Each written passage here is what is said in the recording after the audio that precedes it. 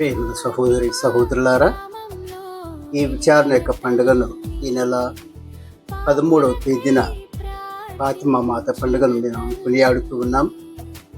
దేవమాత పేరిట వెలిసినటువంటి యొక్క దేవాలయం ఫాతిమా మాతగా గుర్తింపబడి ఆ తల్లి యొక్క దీవెనల కోసం ఏర్పరిచినటువంటి ఆ కార్యక్రమానికి ఈ విచారణ ప్రజలందరూ కూడా సహకరించి ఈ పండుగను ఘనంగా చేయటానికి ఆహ్వానిస్తూ ఉన్నాను.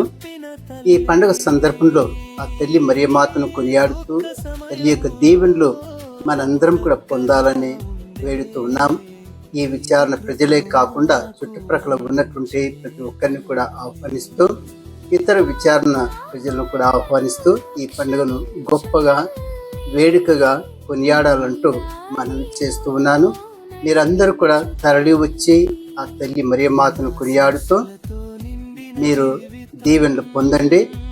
ఆ రోజున 10 గంటలకు పూజ ప్రారంభమై పూజ అయిపోగానే ప్రదక్షిణ రూపంలో ఆ తల్లి మరియమాతను ఊరేగింపుగా కొనియాడుతూ పాటలు పాడుతూ ఆ తల్లి యొక్క దీవెనలు పొందటానికి ప్రతి ఒక్కరు కూడా ప్రయాసపడాలంటూ మనవి చేస్తూ ఉన్నాను.